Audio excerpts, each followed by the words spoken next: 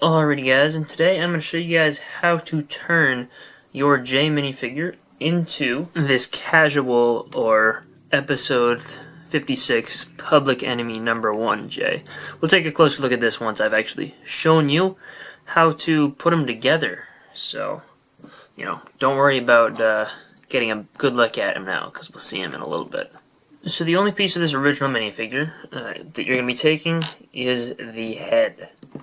The rest of it can go goodbye. For the legs, we're going to need a pair of dark blue legs. They appear rather frequently. I'm just taking them from this generic city minifigure. But, you could have them in all sorts of places. We're also going to take our torso from this Harry Potter minifigure from 2011. Yeah, I know the hair is wrong. I got this in a bulk lot and it didn't have his hair, so I just gave him this hair. So just ignore that. But this torso print came in the 2011 Burrow, Hogwarts Express, Night Bus, Diagon Alley, and a little trolley poly bag. So amongst the latter waves of Harry Potter sets, this was kind of common. We're going to take the hat piece from this Series 5 snowboarder guy. It only appeared on this particular minifigure, so if you don't have this figure or the part from somewhere else, then you're not going to be able to completely recreate the figure, but you could substitute it for maybe the blue version of the hat that appears in the Series 2 skier, if you have that, or the slightly more common-ish, dark bluish gray version. I mean, this hat isn't super duper common, so it's a slightly harder to find piece, but it does appear in several colors in slightly more common places, including it has one appearance in the Fun in the Park set, which is probably the most likely set you'll have it in. So I'll show you what it looks like with the gray version as well. Gultar and quite a few of the Possession Ghosts have this mask piece, the rebooted mold, in dark blue. We're going to need that, but we don't have to steal it from Gultar because most sets that come with one of these pieces also come with an extra. So you'll probably have one lying around if you have any of the part in the first place. So once we have the legs, the next step is the torso from the Harry Potter figure. But you'll notice the hands are not quite the correct color. Luckily our city figure has yellow hands, so we can just remove those. If the random figure you picked for the blue legs didn't have yellow hands, you can just grab another one. And if we just remove these hands real quick, we can replace them with yellow ones. And now it looks less, like a licensed figure. We can then take the mask, which, as a bonus side effect, does tend to pretty much completely cover up that one patch of flesh-colored printing. It's not really visible anymore, so that's a bonus. And we can put Jay's face on there. You could also, if you wanted to, take a Jay figure that has a rebooted mask to begin with and use his hair, but that's not really what he looks like when he wears this outfit in the show. You can then take his hat and put that on there. And that is how you build the figure. Now, as promised, here is a look at him with the gray version of the hat. Obviously, it's not the right color, but it still kind of gets the same idea across. That hat appears in Fun in the Park on this minifigure.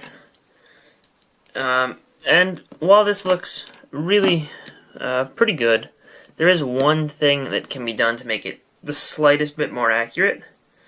In the show, he is wearing jeans, and there's one minifigure who has a really good pair of printed jeans, and that is the DJ from Series 8. If you were to take his legs off,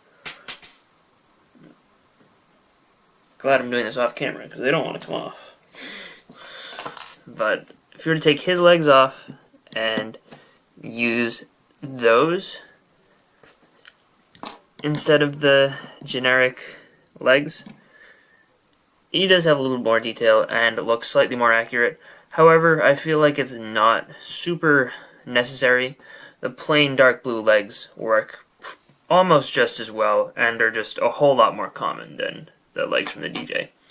But taking a look now at the completed minifigure, the leg print does add a good amount of detail there. I think that is a good print, but this jacket from Harry Potter is pretty much perfect for this role.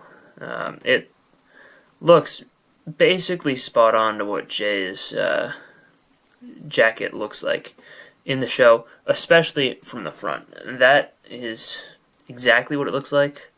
Like, he's got the white shirt underneath and the zipper and everything, and those stripes are maybe just a little bit less opaque than they should be.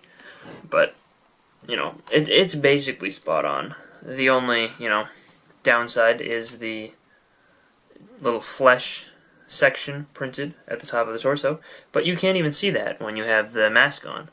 The mask obviously is exactly the same as in the show. On the back printing that I showed you briefly earlier, you don't see Jay from the back too frequently in this outfit, but, when you do,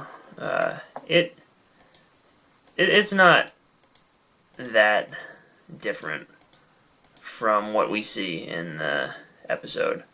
And the stripe does appear to continue all the way around. And the face print obviously is a standard J face print. You can use that side of the face. You can use the concerned side of the face, which, he does express some concern during this episode. So that also works. You could even take that off completely and use the old face print that Jay has, which is similar to the first, but slightly different eye positioning.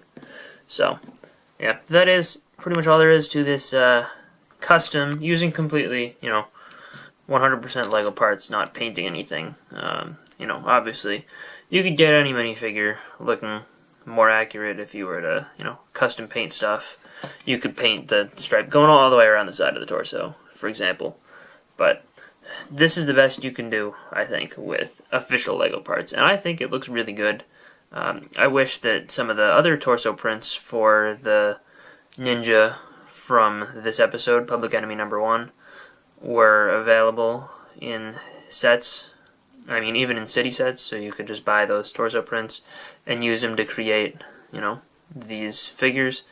But, for not really officially existing, this is a pretty good Ninjago minifigure. So I hope you guys enjoyed this little minifigure showcase-ish and found the tutorial segment helpful in creating your own custom Public Enemy #1 J. So, hope you guys enjoyed. I'll see you guys all next time. Let me know what you think in the comment section down below. Bye, everyone.